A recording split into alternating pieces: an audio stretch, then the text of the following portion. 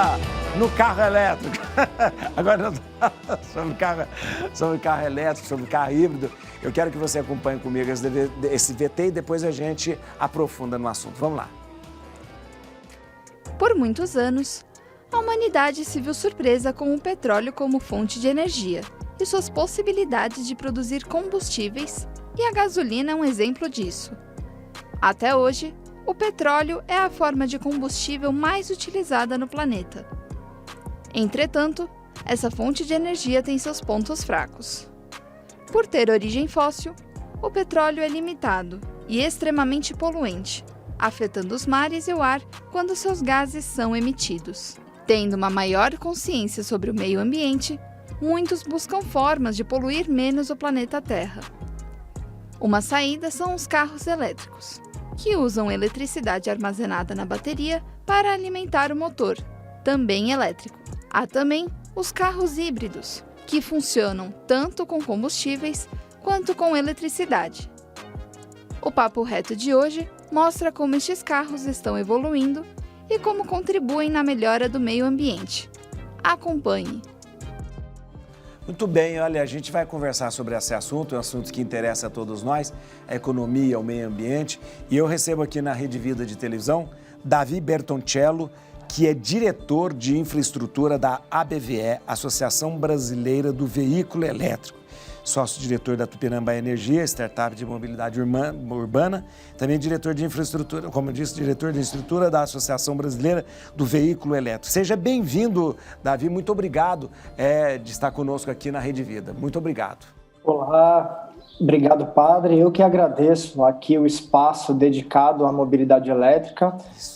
Venho dizendo, né, que mobilidade elétrica, para mobilidade elétrica qualquer ajuda é pouca, né? Estamos contando aí uma história da qual queremos ser motivo de orgulho, né? Que o Brasil realmente consiga aí liderar essa grande agenda que busca no fim do dia o bem de todos nós, né? E só existe o bem para todos nós se existe o bem também para o nosso planeta. É verdade. Ô, Davi, você falou, você usou o termo mobilidade elétrica. Mobilidade elétrica não se limita aos carros elétricos, ou seja, a mobilidade é o quê? É a moto, é o patinete, é a scooter, a bicicleta, é o ônibus, é isso que você trata como mobilidade elétrica?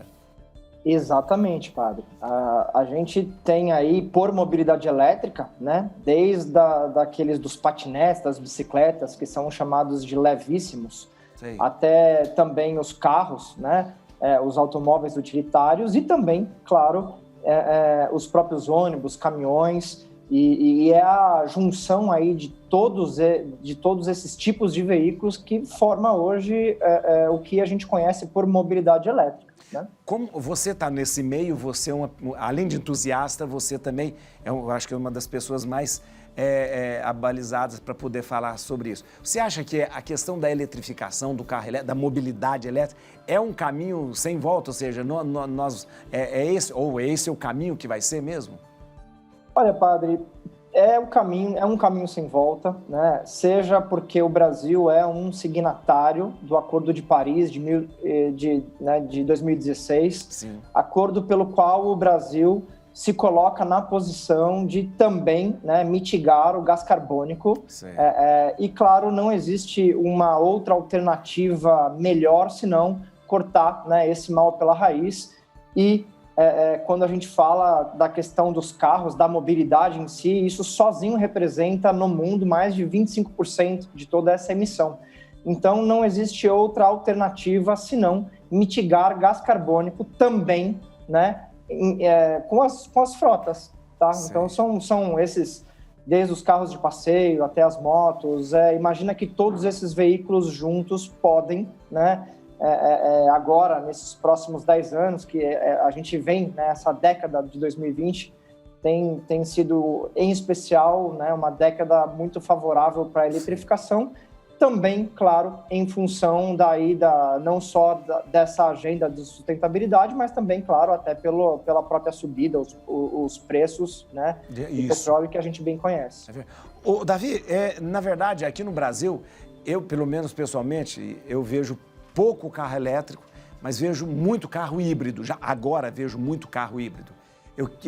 Eu vejo poucos carros elétricos. Carro elétrico eu vejo, às vezes, fazendo uma entrega, isso e tal, uma coisa assim, mas pouco.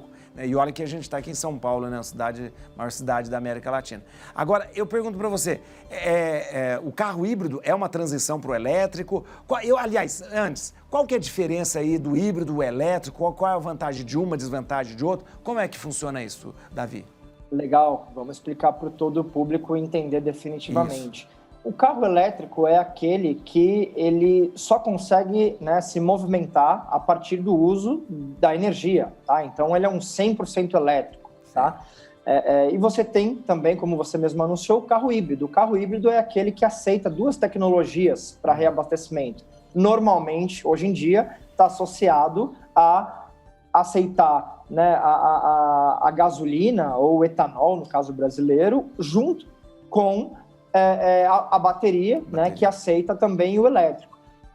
Sim, né, concordando com você, o híbrido, não só no Brasil como no mundo, é um carro aí intermediário, no sentido de que é óbvio que as pessoas elas precisam, tem o que é chamado, né, da questão do ovo e da galinha, né? Então, quem vem primeiro, os carros elétricos ou a malha de carregadores? Como a gente sabe, os brasileiros, né, e não só no Brasil, mas no mundo, existe um pouco dessa ansiedade.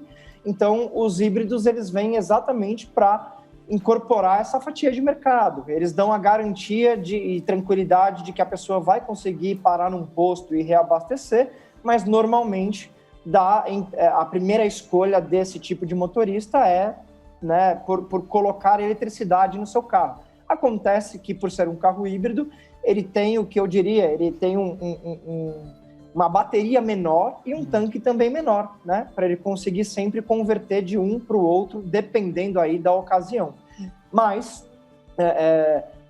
você tem toda a razão, o Brasil ainda tem poucos carros elétricos, mesmo se a gente for contar elétricos e híbridos, mas esses poucos são cada vez mais, né? A gente vai comemorar aí, em meados do meio do ano, a incrível marca de 100 mil elétricos e híbridos no Brasil. Olha, Davi, deixa eu te falar uma coisa. Como que é feito o carregamento hoje do carro elétrico, o carregamento da recarga do carro elétrico? Ele tem uma bateria e tal, essa recarga é feita onde? Em casa, claro, na tomada, mas eles estão brincando comigo aqui, falei, na tomada, mas onde, né?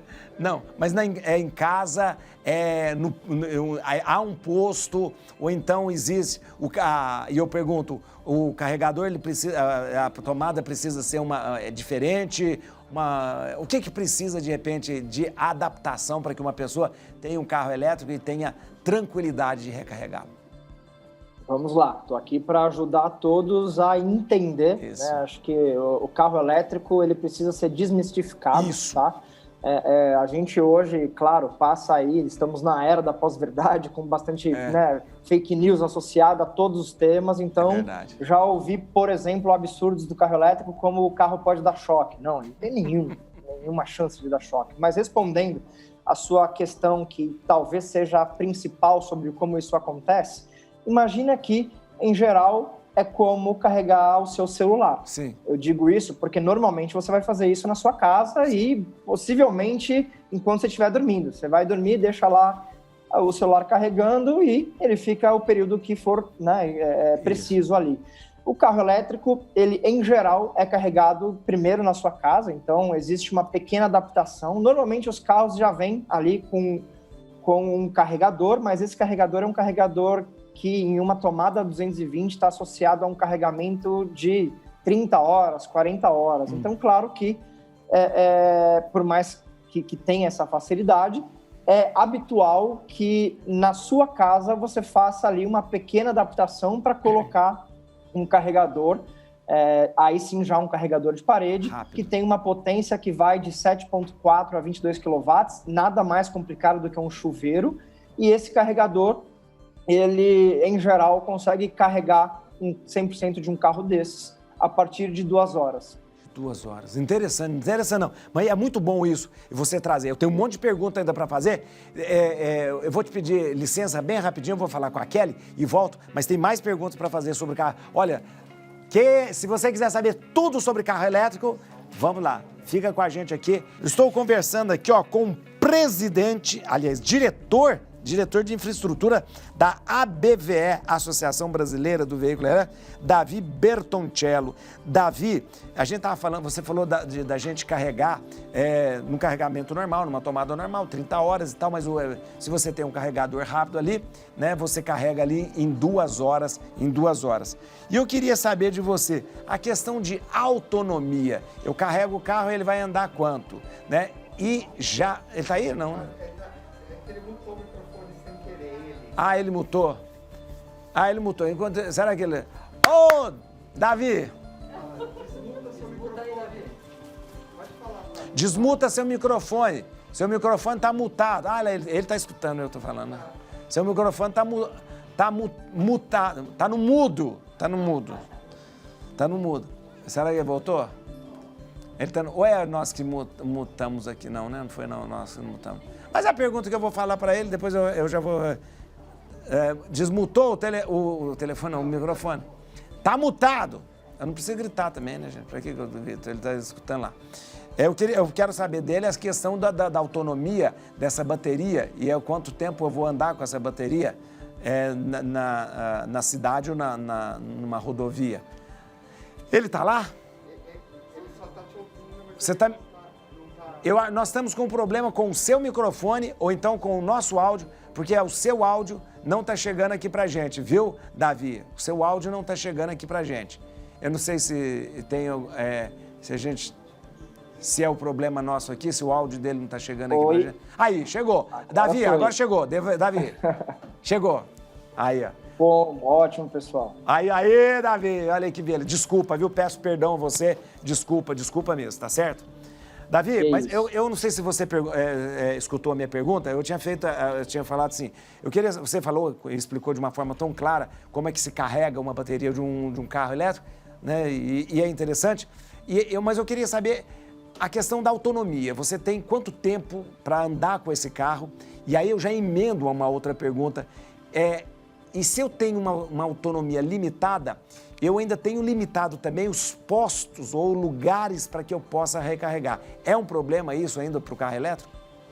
Perfeito. Padre, primeiro, desculpa a minha emoção aqui, eu devo ter apertado um botão errado, porque, de fato, eu preciso, inclusive, mandar um beijo para Ivanilde, né, a avó Ivanilde, que assiste o senhor todos os dias. Olha, dona Ivanilde, um beijo para a senhora, que beleza, fico muito feliz, olha aí que beleza. Ela e a tia Selma falaram que, poxa, que eu mandasse esse beijo para elas. Estou cumprindo aqui a minha promessa. Mas, respondendo a sua questão, essa autonomia, né, relativa aí às 2 horas, ela equivale a algo como 250, 300 quilômetros. Né? Então, estamos falando aí de uma autonomia suficiente, né? O brasileiro, em média, aí hoje se desloca algo como 40, 50 quilômetros todos os dias. Então, com esses 200, quase 300 quilômetros de autonomia, estamos falando que o grande calcanhar de Aquiles passa a ser, claro, quando a gente está vendo aquelas, né, as distâncias maiores. E aí isso vem ao encontro da sua outra pergunta, que é como isso funciona, tá? A Tupinambá, que é a empresa que eu presido, ela é especialista na criação de pontos, pontos pela cidade, tá? Então, o que a gente chama são os pontos de conveniência. Esses pontos, eles acontecem desde em um mercado, em um shopping center, eventualmente em um prédio comercial. Então, diferente aí dos postos de gasolina, né, que existem aí as suas limitações, claro, quando a gente está falando desse mercado de elétrico, e é importante sempre salientar, 50% das recargas elas acontecem em casa, né, em ambiente residencial, e esses outros 50% eles acontecem 30% nesses locais, nessas ocasiões que eu já comentei, né? Então, você vai ali para um supermercado e aí você deixa o seu carro carregando, você vai para um shopping, mesma coisa. Isso que eu vou perguntar. E os outros 20% que faltam, na verdade, são os carregamentos rápidos e ultras rápidos, né? Que acontecem realmente em postos dedicados aí a esse eletroabastecimento rápido, só, né, para matar desde já a curiosidade da plateia aí, de todos os O pessoal está perguntando aqui. espectadores. Nesses rápidos e ultra rápidos, estamos falando aí de uma recarga de 20 minutos a 40 minutos. Tá? Esse é interessante. Então, uma recarga ultra rápida, eu cheguei, é o que a gente geralmente gasta num posto de gasolina. Geralmente a gente gasta esse tempo até chegar, Exato. é o que a gente gasta. Agora, a questão, vocês estão são especializados em ter pontos de recarga, essas recargas vão acontecendo. Como é feito o pagamento a própria pessoa chega, plugou ali e ela paga por aquela carga que ela recebeu? É assim que funciona? Ótima pergunta. É exatamente isso que hoje é uma das funções, né, da minha empresa, que é a Tupinambá, que é facilitar a vida do dono de carro elétrico. Sim. Então, é fácil assim, e normalmente esse pagamento já está associado ao nosso aplicativo, né? Então, existe um aplicativo pelo qual esse motorista, antes de mais nada, ele consegue entender onde estão esses pontos de recarga. O nosso aplicativo ele mostra hoje mais de 1.000 pontos de recarga pelo Brasil. E desses 1.000 pontos de recarga, 100 são pontos inteligentes, né? Pontos que eu gerencio, e nesses pontos que a gente gerencia já via aplicativo, os usuários têm essa opção de entender já no aplicativo qual que é a tarifa daquele ponto, né? E aceitando aquela tarifa, ele já faz esse pagamento via aplicativo. Tão fácil hoje quanto qualquer outro aplicativo de mobilidade, né? Desses, quando a gente quer, né, fazer aí uma corrida. Do ponto de vista de pagamento, a mesmíssima coisa. Ô Davi, eu posso perguntar, qual é a média? Eu vou encher o tanque do carro elétrico, assim, ou seja, carreguei a bateria. Para que ele tenha essa autonomia de 200 km, 250 km, falando em média, quanto é que você, de repente, paga por uma recarga dessa? E aí que vem a melhor parte de toda essa história, tá? Hoje, o equivalente aí a encher o tanque, com 250 a 300 reais, é algo que na energia elétrica, e aí, claro, energia elétrica, você disse muito bem, na média, pensando aí uma pessoa em São Paulo, estamos falando de algo como 50 a 60 reais. 50 reais, 60 reais, de repente, eu dei uma carga completa na minha bateria.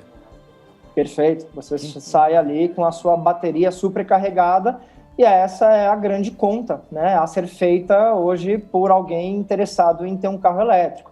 A gente sabe que o carro elétrico ainda é um carro um pouco mais caro. Eu ia perguntar isso para você. Do que o carro a combustão, né? Então, entrando já nesse tema, um pouco mais caro, mas cada vez mais competitivo, né? Acho que os carros elétricos hoje no Brasil, eles começam aí um 0 por R$110 mil. Veja, não é um carro barato, mas se a gente for fazer algumas comparações aqui, hoje já esses utilitários, estamos falando aí muitas vezes da base de 90 mil, né? Então a conta a ser feita quando você tem o desejo de ter um carro elétrico ou de ter um carro zero, é o quanto você gasta nesse carro, o quanto você gasta mais para ter um carro elétrico e o quanto isso no tempo volta para você em economia em termos de recarga versus o combustível. Isso, em média, para alguém que anda algo como 100, 120 quilômetros por dia, o que acontece com bastante gente, esse retorno financeiro ele já acontece em não mais do que um ano, né? Isso significa que depois de um ano andando com esse carro elétrico, é só realmente o benefício, né, de ter aí uma recarga muito mais competitiva do que a própria combustão, né? Davi, as opções da combustão. Eu quero fazer uma pergunta, só mais duas perguntas. Porque eu tenho um monte de perguntas aqui, eu tenho um monte de perguntas chegando, mas eu quero fazer. Primeira questão: o carro elétrico ele dá menos manutenção do que o carro da combustão? Porque eu imagino que a peça seja bem menos, porque você abre um motor de um carro a combustão, tem trilhões de peças ali, um monte de coisa. Eu acho que seja bem mais simples, né? A mecânica do carro elétrico. É muito importante falar disso, porque, como você mesmo ambientou, Padre, a gente até agora só falou da questão do carro ser um carro melhor do ponto de vista ecológico. Mas o carro elétrico por si, é um carro muito melhor do que o carro a combustão, em diversas comparações, né? Uma delas é exatamente o número de peças. Um carro elétrico ele tem 70% pelo menos a menos de peças. Nossa, então, olha. É claro que a gente pode sim imaginar que dá 70% a menos de manutenção e por aí vai. Mas além disso, indo nessa linha de performance de carro, ele é um carro muito melhor. Ele é um carro que não tem barulho, né? Ele é um carro que não trepida. Então, do ponto de vista de saúde pública, ele também é um carro muito melhor.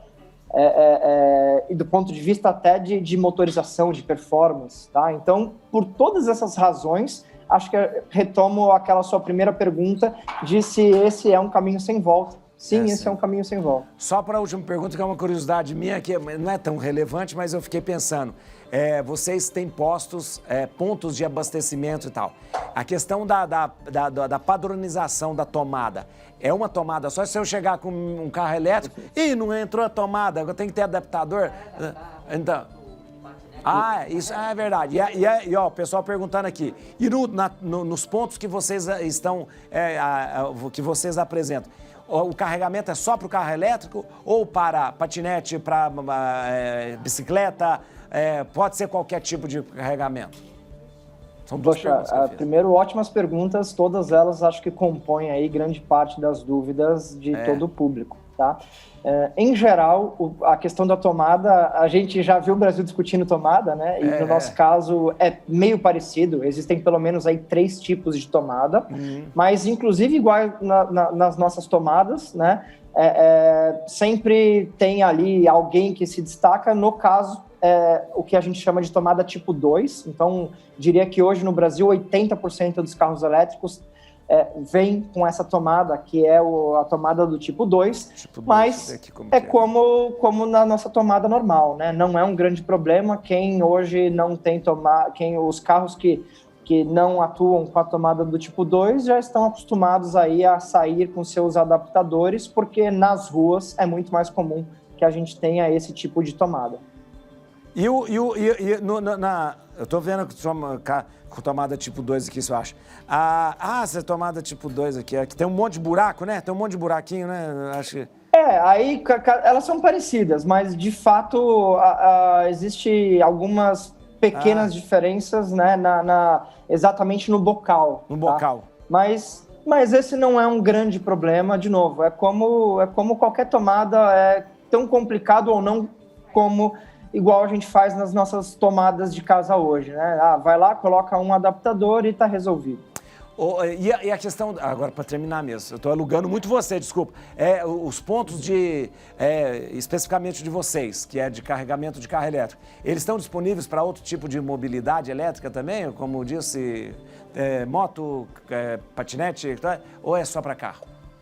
Não, na verdade o nosso pensamento é multimodal, né? Então a energia elétrica ela deve funcionar como o grande impulsionador dessa mobilidade. Então a Tupinambá, claro que primeiro a gente começou a olhar para aquele que é o principal problema, né? Que é a falta de tomadas nas ruas para receber os carros elétricos, mas nós temos também opções para condomínios e para quem quer que seja, que englobam também tomadas, seja tomadas ali para motos ou até eventualmente para, por exemplo, estamos fazendo um projeto especial que carrega cadeira de roda. Né? Então, a gente realmente acredita na mobilidade, mobilidade como educação, ela só funciona, só é justa se ela é para todos. Muito bom, muito bom. Hoje no Brasil, que carro elétrico tem no Brasil hoje que está fabricando já em linha? Tem algum carro? Pode falar, empresa, não tem problema. É incrível, se eu te contar, o Brasil hoje ele já produz aqui, já recebe, na verdade, a produção de ao menos 50 carros elétricos e híbridos das principais marcas. Já tem 50 modelos. Dá para comprar modelos. Olha que interessante. Dá para comprar, diria eu, de 80% a 90% das montadoras, tá? E claro que o plano de eletrificação para o Brasil, o Brasil é um país de, né, olha só o tamanho do nosso mercado. Então é claro que as montadoras precisam também entender qual que vai ser o futuro do Brasil, para onde o Brasil vai apontar, e elas estão apostando nessa que é a eletrificação. Muito obrigado. Obrigado para a tia Selma e a avó, como que é o nome? Esqueci o nome. Ivanilde. Ivanilde. Um beijo para as duas, viu? Deus abençoe. Quero agradecer Davi Bertoncello, aqui, ó, pela sua presença conosco aqui, conversando sobre carros híbridos e elétricos. E eu quero deixar o contato aqui, ó. Siga no Instagram, @Tupinambá, sem acento, claro, @Tupinambá, _energia. @Tupinambá, _energia no Instagram. Muito obrigado, Davi Bertoncello, pela sua disponibilidade, por nos ajudar a pensar e também a procurar soluções. Obrigado, Davi. Eu que agradeço pelo espaço. Valeu, beleza. Grande abraço. Um abraço.